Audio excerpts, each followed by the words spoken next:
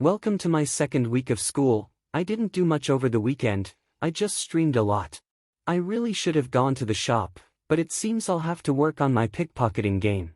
I found my target quickly, maybe she just really wanted to go inside or maybe she saw me, but either way she ran inside.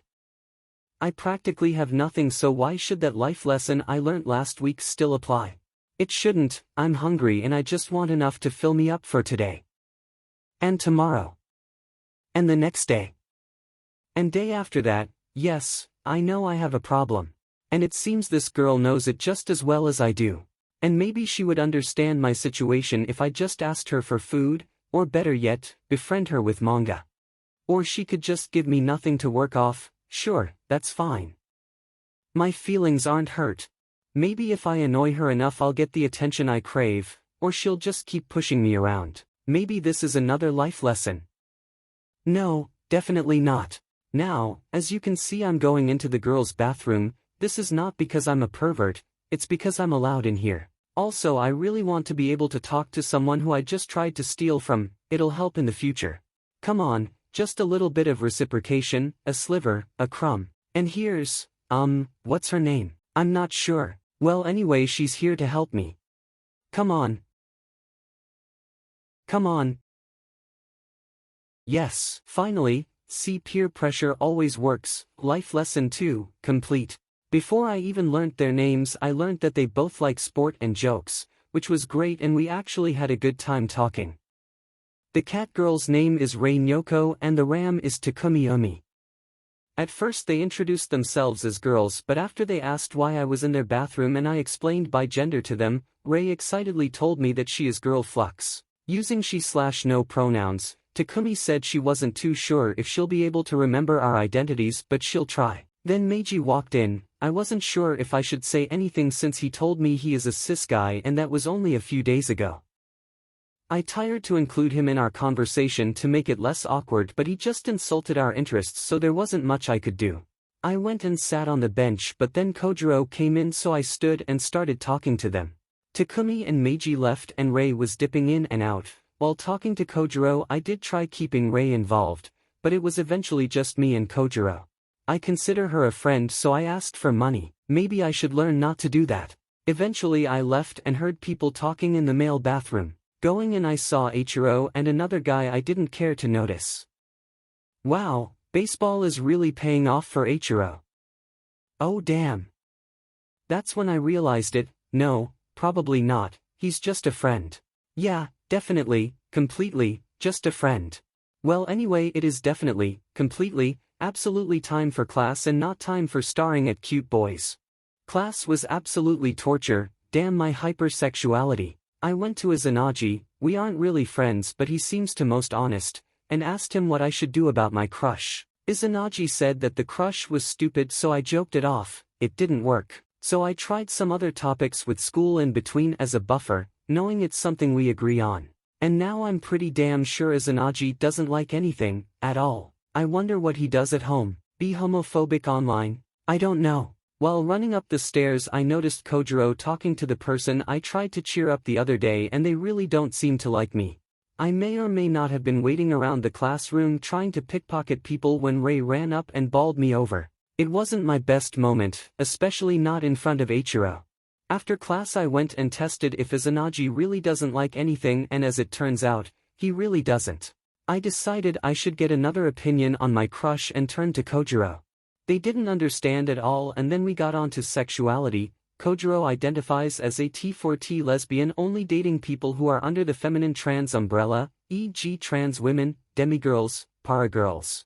Even though Kojiro and I didn't align our attraction to Eiichiro, I was still a little pumped up after talking about him and turned to one of my classmates to talk about video games instead. As soon as they responded I remembered them. Shinji. They talk in third person and I'm not sure why. I'm also not sure if Shinji is their first name or not, so maybe I can't even call them that. Oh hey, look at that, maybe I can call them Shinji. They called me I. Umi's here too, and she seems to have forgotten about the pickpocketing incident. So that's nice. You know, after our bathroom chat I'd say Umi and I are on good terms and she totally wouldn't mind me taking a few things. See? Just like I said, totally fine with it. When Yumi left I tried snatching from other people but my friends kept getting in the way. Don't get me wrong, I love the attention from Eiichiro but I'll be starving if he keeps getting in the way. I spotted Yumi on the stage. Tried to steal from her. Noticed Eiichiro looks like the omnisexual flag. Talked to Shini, still don't know their full name. Talked to Meiji too, then finally made it to class. School ended, the sky dimmed and instead of telling Izanagi how happy I was about it I went and talked to Shinji about video games.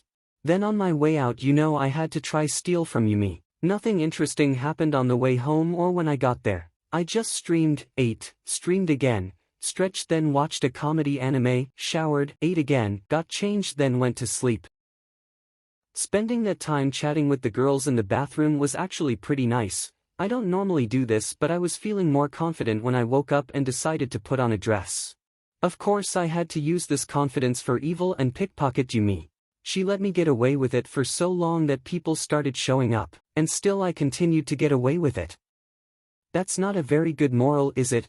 When Yumi ran off I went to Eiichiro and started to make jokes. Rei came over too and luckily she likes jokes as well. I feel like Rei could actually become a part of the friend group that I've been envisioning, me, Eiichiro, Kojiro and Rei, not half bad. A little while later Shinji joined and Rei called me by my first name. I used theirs back but I'm not too sure I'm ready for first names, I like calling her Rei. Yazawa came over and I've got a feeling they don't like Rei. I talked to practically everyone at the front of the school then ran to the girls' bathroom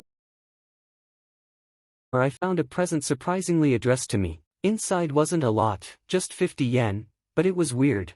On my way to class I stopped to talk to Revy, I assume I can call them that, and ask about the present. They remind me I saw them arrive at school and they wouldn't have time to do that. Which, they are right about, but that means I have to actually remember who I talked to.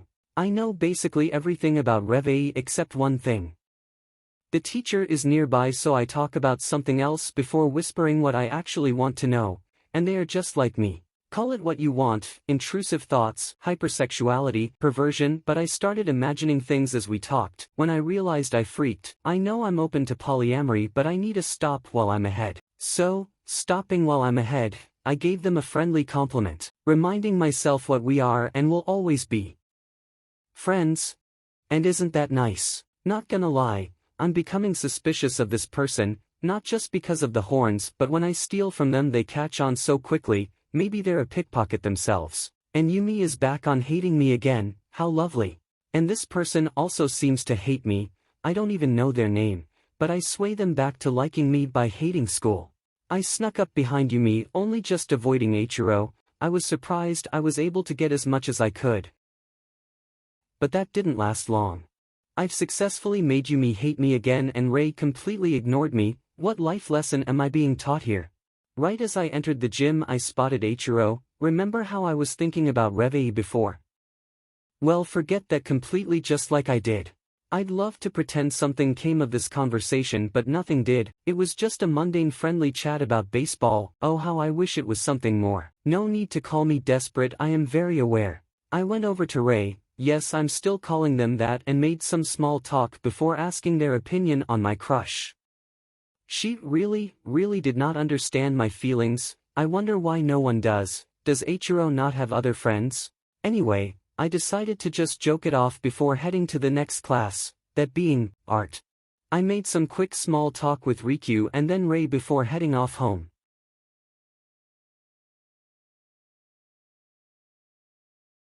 I woke up in my bed and as I ate and got dressed I noticed a few extra yen next to my clothes from yesterday. It wasn't the 50 yen from the present, and as I tried to remember I realized I don't even remember coming home yesterday. But that's totally normal and I should just go to school and listen to no new life lessons. Yumi seems to be quickly back to hating me.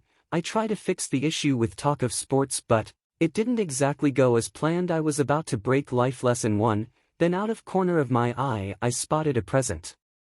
Inside there was a bit more than last time. Now I really wasn't sure who left it, since Yumi is the only one that gets here early and it's not even on her side. Also please don't mind my celebratory crouches.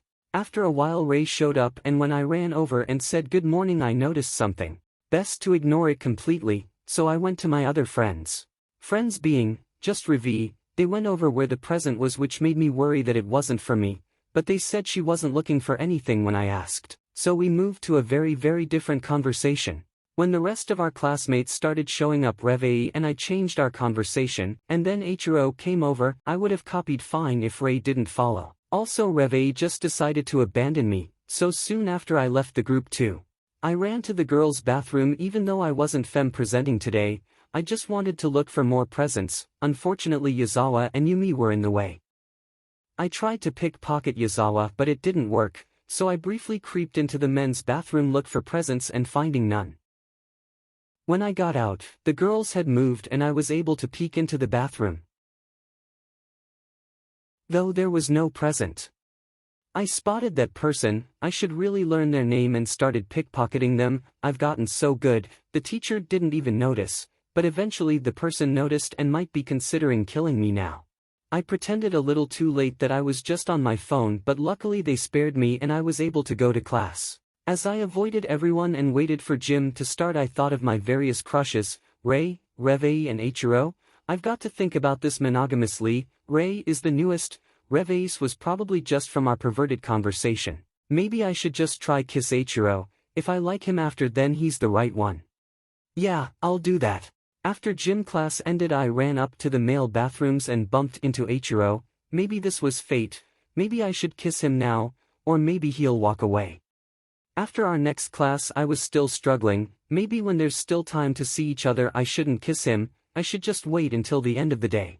The hour went by so quick, I barely had time to build my confidence, but now it's time. I'm the only one holding me to this, but by Lord am I a powerful figure in my own life. So here it goes, now or no, this is so bad. This is not how this was supposed to go. So many people saw. I have to get home. Today was just a waste. How could I mess up so bad?